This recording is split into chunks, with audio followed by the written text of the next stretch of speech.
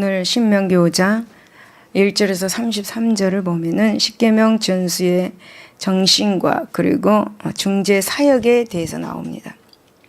먼저는 1절에서 21절을 보면은 이제 십계명 수요 사건 그리고 십계명 준수의 2대 정신에 대해서 나오고 있죠.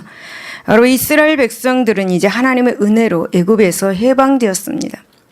그러나 그때 이스라엘은 430년 동안이라 애굽의 종살이를 한 일개 노예 민족에 불과했습니다. 그래서 하나님께서는 출애굽한 이 이스라엘을 시내산 호렙산으로 인도를 하셨죠. 그리고 무엇보다도 국가로서의 기본 조건인 법을 주셨습니다. 특별히 이스라엘 백성들은 하나님의 선민 국가였습니다. 그래서 하나님의 법인 이 율법을 주셨죠. 여러분, 법문은 율법 가운데서도 최고의 법입니다. 법문은 율법의 핵심인 십계명을 주신 사건에 대해서 다루고 있습니다. 십계명은 여러분 첫 번째 1계명이 무엇입니까? 나 외에 다른 신들을 내게 두지 말지라. 두 번째 보면 너는 자기를 위하여 새긴 우상을 만들지 말라. 세 번째는 너는 내 하나님 여호와 이름을 망령되지 일컫지 말라. 네 번째 내 하나님 여호와가 내게 명령한 대로 안식일을 지켜 거룩하게 하라. 그리고 다섯 번째 너는 내 하나님 여호와께서 명령한 대로 내 부모를 공경하라. 여섯 번째 살인하지 말라. 그리고 일곱 번째 간음하지 말라. 여덟 번째 도둑질하지 말라. 그리고 아홉 번째 내 이웃에 대하여 거짓 증거하지 말라. 열 번째 내 이웃의 소유를 탐내지 말라. 라는 그런 십계명입니다. 여러분, 이렇게 하나님께서는 율법 중에 가장 핵심인 이 십계명을 우리에게도 주셨지요. 여러분, 출애굽기 19장 1절에서 2절을 보면은 이스라엘 백성들이 십계명을 처음 받을 때는 출애굽 원년의 제3월이었습니다. 그리고 여러분, 십계명을 받은 장소는 시내산이었습니다. 특별히 여러분, 이 십계명은 시내산 정상에 직접 강림하신 하나님께서 그 장엄한 광경 가운데서 이스라엘 백성들에게 직접 선포한 십계명입니다. 직접 선포하셨습니다. 그로부터 민수기 14장 35절을 보면 40년의 세월이 흐른 지금 본문을 말합니다. 당시의 세대는 가데스 바네아의 사건으로 인해서 하나님의 징계로 광야에서 다 멸절되었습니다. 그리고 이제 가나안 땅에 들어갈 이제 신세대들 앞에서 이제 모세는 그때 사건을 이야기하면서 함께 십계명을 다시금 상기하고 있는 것입니다. 그래서 여러분, 모세는 이렇게 이스라엘 백성들에게 신세대, 그러니까 신세대들에게 이렇게 십계명을 상기시킨 이유가 있었습니다. 그 이유는 당시의 사건을 직접 체험하지 못한 신세대에게 당시의 그 사건을 생생하게 들려주기 위함이었습니다. 그리고 또 그럼으로써 신세대들이 이 십계명의 권위를 다시금 절실하게 깨닫기를 원했습니다. 그리고 그것을 듣고 배우면서 지킴으로써 이제 앞으로 들어갈 가나안 땅에서 길이 복되게 살기를 원해서 지금 이 본문을 통해서 신세대들에게 십계명에 대해서 이야기를 하고 있는 것입니다. 여러분, 그렇다면 우리 성도들 역시 하나님께서 직접 그 음성으로 주신 이 십계명을 마음으로 받아들이고 그것을 잘 지키도록 해야 될 줄로 믿습니다. 여러분, 그렇다면 이 십계명을 잘 준수할 수 있는 방법이 무엇인가 한번 알아보도록 하겠습니다. 6절에 보면 십계명은 사랑으로 지켜야 함을 알 수가 있습니다. 나는 너를 애굽 땅 종되었던 집에서 인도하여 낸 내 하나님 여호와라 라고 이렇게 말씀합니다. 여러분, 이스라엘 백성들에게 십계명을 주신 분은 바로 하나님이십니다. 하나님께서는 십계명의 각 조항들을 말씀하시기 전에 그 사실을 분명하게 계시하셨습니다. 6절에 나는 너를 애굽 땅에서 종되었던 집에서 인도하여 낸 너희 하나님 여호와라 라고 선언하신 것입니다. 그런데 여러분, 여기에서 우리의 주의를 끄는 점이 있습니다. 무엇입니까? 바로 그것은 하나님께서는 당신을 창조주의 위엄이나 심판주의 권위로 계시지 않으셨다는 거죠. 나는 창조주 하나님이다 라고 말씀하지 않으셨다라는 것입니다. 하나님께서는 오직 이스라엘 백성들을 애굽에서 이끌어낸 구속주의 사랑으로 계시하셨다라는 것입니다.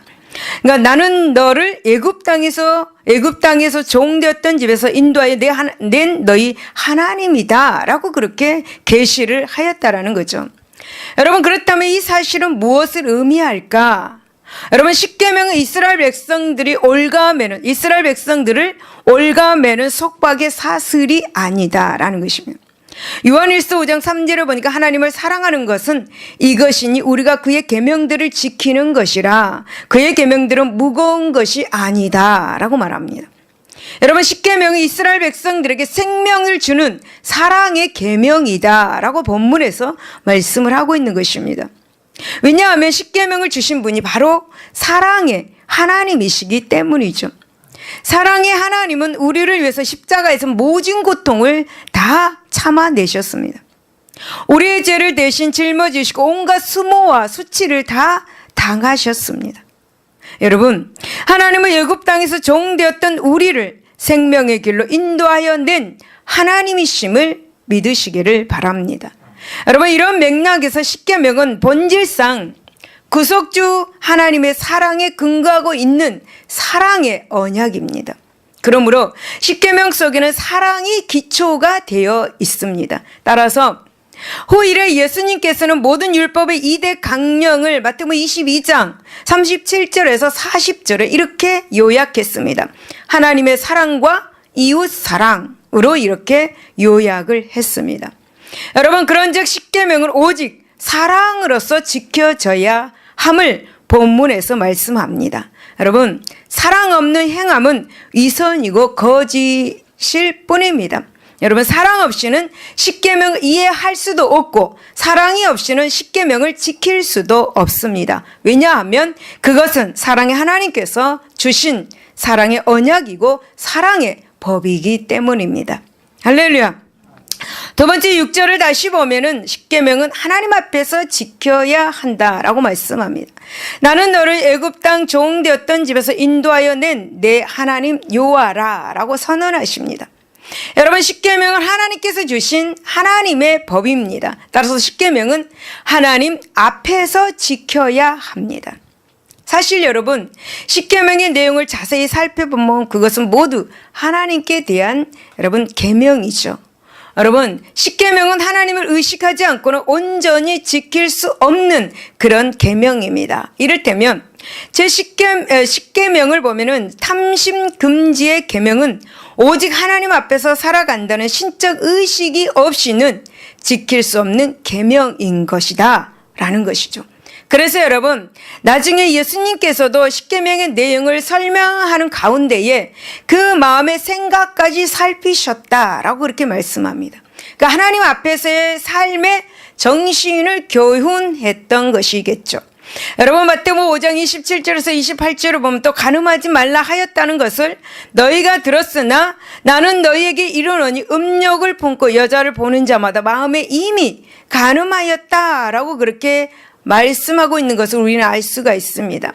보는 것만으로도 마음에 이미 간음의 죄를 짓고 있다라는 그런 말씀이죠. 그렇습니다, 여러분. 우리는 십계명을 지킬 때에 단순히 사람을 의식하여서 지키면 아무런 소용이 없다라는 거 말씀을 드리고 싶습니다. 여러분, 이것은 마치 외식하는 바리새인들이나 서기관들의 율법 준수와 같은 것이다. 사람을 의식하여 십계명을 지킨다면 그곳에는 생명이 없다. 그곳에는 마치 회칠한 무덤과도 같다라고 말씀을 하고 있는 것입니다. 여러분, 십계명의 온전한 정신을 깨닫지 못한다면 십계명 하나하나에 얽매이는 메마른 율법주의자의 삶이 되고 마는 것입니다. 따라서 십계명은 오직 하늘에 계시고 인간의 심령까지 통찰하시는 하나님 앞에서 지켜야만 온전히 지킬 수 있는 것이 바로 십계명이다. 여러분, 오늘날 우리 역시 하나님의 백성입니다. 비록 여러분 이 땅에 국가의 시민권이 있습니다. 하지만 성도의 영원한 시민권은 하늘에 있다라고 빌립보서 3장 20절에 그렇게 말씀합니다. 따라서 우리는 하나님 나라의 백성으로서의 하나님의 법을 지켜 행해야 된다. 할렐루야. 여러분, 십계명은 이 땅의 법과는 다른 것입니다. 여러분 그러기에 오직 사랑으로서 지켜야 하며 또한 여호와 하나님 앞에서 지켜야 할 법입니다. 그래서 신명기 6장 5절에서 9절을 보면 이것이 얼마나 중요한가를 우리에게 말씀해 줍니다. 너는 마음을 다하고 뜻을 다하고 힘을 다하여 내 하나님 여호와를 사랑하라. 오늘 내가 내게 명하는 이 말씀을 너는 마음에 새기고 내 자녀에게 부지런히 가르치며 집에 앉았을 때든지 길을 갈 때이든지 누워 있을 때이든지 일어날 때이든지 이 말씀을 강론할 것이며 너는 또 그것을 내 손목에 매여 기호를 삼으면 내 미간에 붙여 표를 삼고 또 내 집 문설주와 바깥문에 기록할지니라 라고 이렇게 말씀합니다. 여러분 사랑의 십계명이 얼마나 소중하면 손목에 또 미간에 붙여서 표를 삼고 또 내 문설주와 바깥문에 기록하라고 그렇게 말씀을 하고 있겠습니까? 여러분 그러므로 사랑하는 성도 여러분 우리는 사랑으로 십계명을 하나님 앞에서 지켜야 될 줄로 믿습니다. 할렐루야. 사랑이 있어야 이 계명을 지킬 수가 있는 것입니다. 그러므로 하나님의 사랑으로 여러분 계명을 지켜나가는 저와 여러분이 되시기를 바랍니다. 여러분 22절에서 33절을 보면 율법의 중재자 모세에 대해서 나오면서 이 중재 사역의 원리에 대해서 나오고 있습니다. 여러분 출애굽한 이스라엘은 아무런 체계도 갖추지 못한 노예 백성에 불과했습니다. 따라서 하나님께서는 무엇보다도 그 백성에게 신정 국가의 근간을 이루는 율법을 주시기를 원하셨습니다. 그래서 출애굽기 19장 10절에서 11절에 하나님께서는 이스라엘 백성들에게 3일간의 선결 기간을 명령하셨죠. 그리고 마침내 하나님께서는 시내산에 친히 강림을 하셨습니다. 그 광경은 참으로 장엄했습니다. 여러분 출애굽기 19장 16절에서 19절을 보면은 우레와 번개와 빽빽한 구름이 산 위에 있고 나팔 소리가 매우 크게 들리니 진중에 있는 모든 백성이 다 떨더라. 시내산의 연기가 자욱하니 하나님께서 불가운데서 거기 강림하심이라. 그 연기가 온기가마 연기같이 떠오르고 온 산이 크게 진동하며 나팔 소리가 점점 커질 때에 모세가 말한즉 하나님의 음성으로 대답하셨다라고 그렇게 말씀합니다. 여러분 하나님께서 강림하신 이 시내산 정상에 온통 빽빽한 구름과 우렁찬 우레와 번개 소리 그리고 큰 나팔 소리 맹렬한 불 자욱한 연기로 충만했다라고 그렇게 말씀합니다. 또 여러분 온 산이 크게 진동을 했습니다. 이와 같은 두렵고 장엄한 가운데서 하나님께서는 친히 그 음성을 발하셔서 이스라엘 백성들에게 신정 국가의 헌법격인 이 십계명을 선포를 하셨습니다. 그러자 이제 백성들은 어떡합니까? 출애굽기 10장 18절에서 19절을 보면은 오직 두려운 심정으로 떨 뿐이었다라고 그렇게 말씀합니다. 그때에 백성들의 대표인 이 각 지파의 두령과 장로들이 모세에게 나와서 중재를 요청을 했습니다. 왜냐하면은 자신들이 하나님께로부터 직접 율법을 받기에는 너무나도 두렵고 떨리며 황송스러웠기 때문입니다. 여러분 이렇게 타락한 육신을 가진 인간으로서 하나님의 절대 거룩하심을 대하기에는 너무나도 장엄했기 때문에 이제 모세에게 우리의 중재자가 되어달라라고 이렇게 요청을 한 것입니다. 여러분 다시 말씀을 드리면 하나님을 향한 경외의 마음으로 충만했다. 여러분 이스라엘 백성들 각 지파의 두령과 장로들이 하나님의 성령으로 충만했다. 그래서 이제 하나님이 더 경외하는 마음 너무너무 두려우니까 너무 떨리니까 하나님의 말씀을 직접 들을 수가 없으니 너희가 중재자가 되어서 하나님의 말씀을 받아서 우리에게 알려달라라고 그렇게 말을 하고 있는 것입니다. 여러분 그래서 신명기 5장 28절에 여호와께서 너희가 내게 말할 때에 너희가 말하는 소리를 들으신지라 여호와께서 내게 이르시되 이 백성이 내게 말하는 그 말 소리를 내가 들은즉 그 말이 다 옳도다라고 그렇게 말했습니다. 하나님 마음에 쏙 드는 말을 그렇게 했습니다. 여러분 이 말씀을 제가 보면서 이 말씀이 생각이 났습니다. 마태복음 16장 16절에서 19절의 말씀이 생각났습니다. 베드로가 주는 그리스도시요 살아계신 하나님의 아들이라고 이렇게 고백을 할 때에 예수님은 너무너무 기뻐하셨습니다. 그래서 바요나 시몬아 네가 복이 있다라고 이렇게 칭찬의 말씀을 해주시면서 또 다른 축복을 주셨습니다. 너는 베드로라 내가 이 반석 위에 내 교회를 세우리니 음부의 권세가 이기지 못하리라.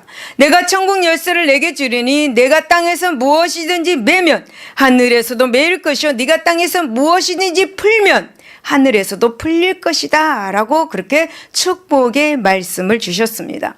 여러분, 하나님의 뜻에 맞는 일을 한다면 하나님께서 정말 기뻐하시고 축복하여 주신다라는 그런 말씀드립니다. 여러분, 본문에서도 하나님께서 이스라엘 백성들이 하는 말을 들으시고 너무나 기뻐하셨습니다. 너희들의 말이 옳도다라고 그렇게 감탄을 하셨습니다. 따라서 여러분, 하나님께서는 십계명을 말씀하신 후에 그 이상은 백성들에게 직접 말씀하시지 아니하시고 오직 모세에게만 율법을 말씀을 하셨습니다. 그리고 여러분, 모세는 그 말씀을 백성들에게 그대로 전했습니다. 하나님이 이렇게 말씀을 하셨다라고 그렇게 그대로 전했습니다. 곧 하나님과 백성들 사이에 서서 중재자의 역할을 하였다. 그 역할을 감당했던 모세입니다. 여러분, 본문의 모세가 과거 시내산에서 그처럼 중재 역할을 감당한 사실을 좀 더 상세하게 해고하는 그런 장면이죠. 여러분, 이처럼 모세가 가나안 땅에 들어갈 이스라엘의 신세대들에게 과거에 시내산에서 율법을 수여받은 그 사건을 생생하게 들려주고 있는 것이 바로 본문입니다.